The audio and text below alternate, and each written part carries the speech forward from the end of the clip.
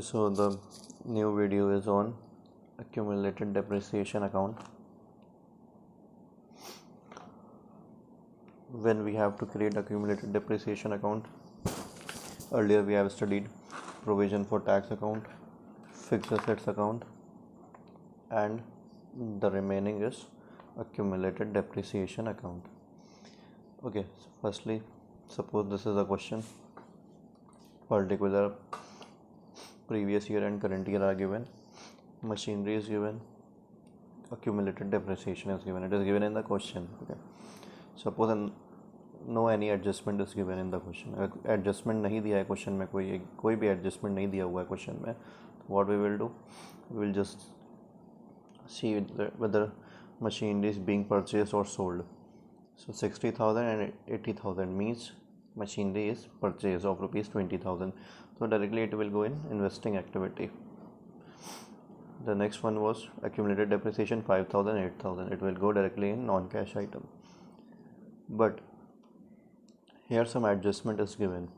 So whenever any adjustment is given, I told you if any adjustment is given in the question, then automatically account will be created. Now adjustment is given in the question, it means account is going to be created. But which account will be created? Now we will see. We will read this. During the year, a machinery whose value was 15,000. During the year, a machinery whose value was 15,000 was sold for rupees 8,000. Okay, was sold for rupees 8,000, on which depreciation was 5,000. एक machine थी जिसकी value 15,000 थी, वो बेची गई है 8,000 में, जिसमें डेप्रिसिएशन लगा हुआ था 5,000 का. सो मशीनरी, टोटल मशीनरी कितनी है हमारे पास करंट ईयर में? 80,000 की मशीन थी हमारे पास. तो बेची कौन सी, कितनी की मशीन गई है? ओनली 15,000 की. तो इसका मतलब ये है कि कोई एक इस मशीनरी में, किसी एक मशीनरी में डेप्रिसिएशन लगा हुआ है जो है 5,000 रुपीज़, और टोटल डेप्रिसिएशन कितना है? 8,000 हमारा. सो ये जो depreciation है, this depreciation is the total depreciation of all the machineries, and this depreciation is the depreciation on the machinery which is being sold.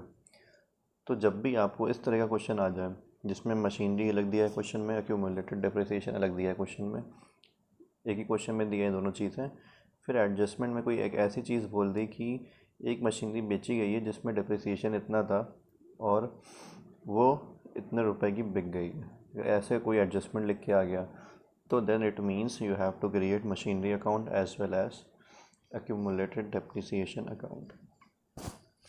Okay, या फिर अगर सिंपल करना चाहते हैं तो ऐसा समझ लीजिए, क्वेश्चन में मशीनरी भी दी है, accumulated depreciation भी दिया है इन द क्वेश्चन, और उसके बाद एडजस्टमेंट में कोई तीसरी चीज़ बोल दी दोनों के बारे में, मशीनरी और डेप्रिसिएशन के बारे में, then it means we have to create machinery account as well as accumulated depreciation account. In the previous video question में accumulated depreciation नहीं दिया था, सिर्फ एडजस्टमेंट में दिया था, और एडजस्टमेंट में भी दिया था तो वो टोटल मशीन का दिया हुआ था, इस वजह से accumulated depreciation नहीं बना था. बट इसमें टोटल मशीनरी का डिप्रिसिएशन नहीं दिया, सिर्फ एक मशीनरी का डिप्रिसिएशन दिया है जो कि बेची जा रही है. Now we will see what we have to do here. Firstly machinery, we know it is a asset, so opening balance here, closing balance here. Okay, also we know depreciation, it is a liability, it is of 11th class. Okay, same as we have studied in 11th class depreciation, it is totally same. We make machinery account differently and we create accumulated depreciation account differently as we have created in class 11th. So the accumulated depreciation, it is what? It is a liability, that is why opening balance here, closing balance here. Okay, now the amount we have filled: 60,000 opening, 80,000 closing, 5,000 opening, 8,000 closing. Now what we do, we will just simply write the depreciation which is being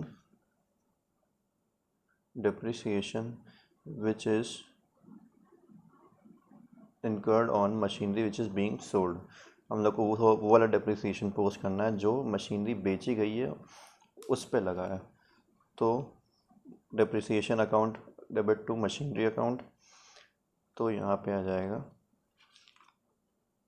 to machinery.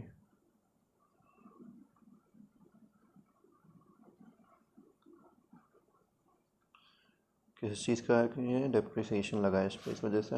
How much depreciation? 5000। Okay, simply क्या करेंगे हम लोग, जिस machinery को बेचा जा रहा है उस पर जो डेप्रिसिएशन लगा है उसको यहाँ पे लिख देंगे टू मशीनरी नाम से, ब्रैकेट में डेप्रिसिएशन लिख दिया 5000। Okay, so we have written it 5000। Now अगर याद करेंगे 11th क्लास में क्या करते थे हम लोग, इस डेप्रिसिएशन को उठा के कहाँ पे ले जाते थे, इसी डेप्रिसिएशन को जो मशीन पे लगता था इसको उठा के हम लोग मशीनरी अकाउंट में ले जाते थे। क्यों? क्योंकि इसको बंद कर देना है। अब ये मशीनरी बिक गई है, अब जब इसको उठा के हम लोग यहाँ पे ले जाएंगे मशीनरी अकाउंट में, then what does it mean, ये वाली मशीनरी बिक जाएगी, ये डेप्रिसिएशन क्लोज हो जाएगा, ये मशीनरी भी क्लोज हो जाएगी जो बेची जा रही है। सो इस डेप्रिसिएशन को उठा के हम लोग यहाँ पे ले जाते हैं बाय डेप्रिसिएशन नाम से। How much? 5000। सिर्फ यही करना है आप लोग को, बिल्कुल सिंपल रूल है। सबसे पहले डेप्रिसिएशन यहाँ पे लिखना है, फिर उसको उठा के यहाँ पे लिख देना है।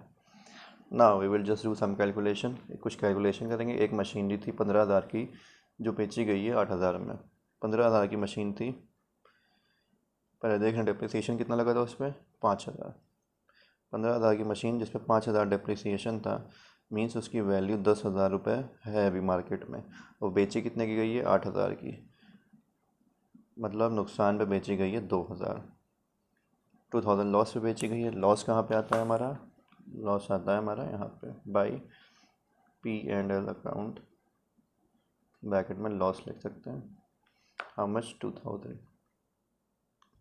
देन एक पोस्टिंग और होगी कि कौन सी, बाय सेल ऑफ असेट। कितने का बेचा गया एसेट? 8,000। ओके, ये हमारी पोस्टिंग हो गई। अब हम लोग क्या करेंगे, अब हम लोग करते हैं बैलेंस।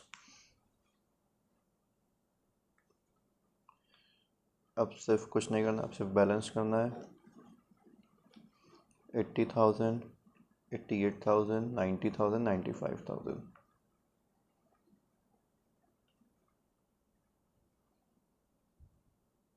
$95,000 minus 60,000, 35,000।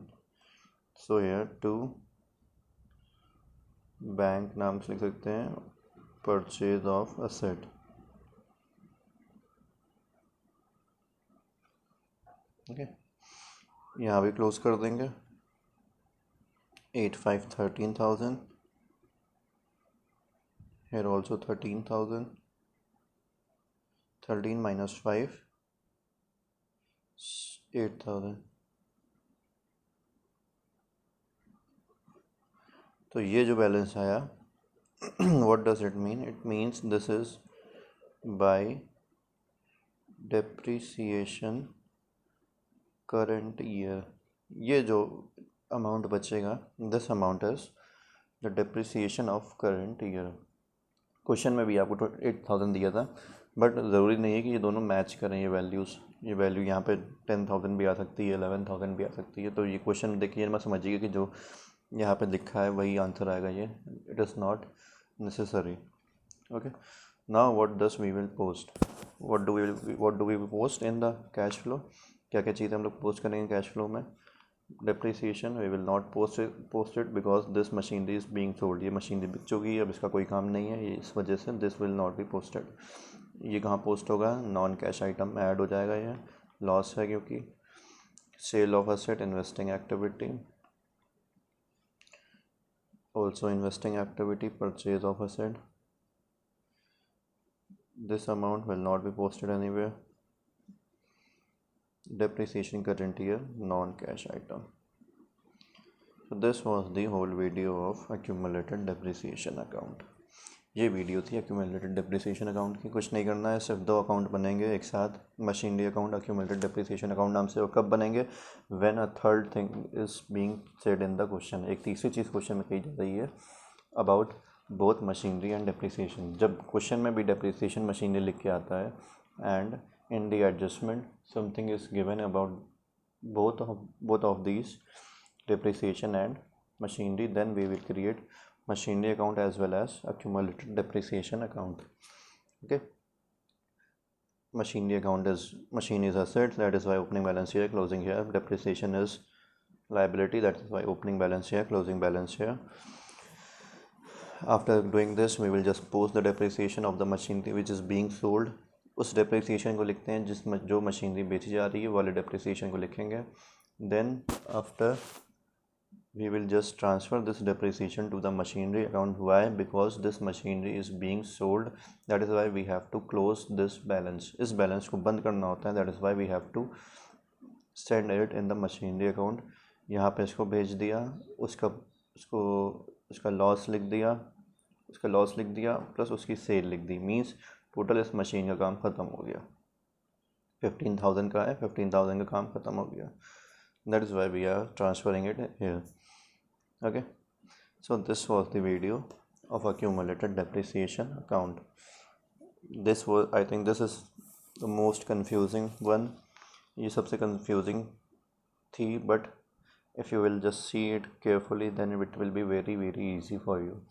अब बहुत आसान लगेगा आप लोग को, क्योंकि because this was based on 11th video. एक तो 11th वीडियो पे डिपेंड था, 11th के डेप्रिसिएशन पे, and you have studied a lot of questions, that is why it is very easy. One question I will solve for you, after that we will just finish this chapter. Okay, thank you.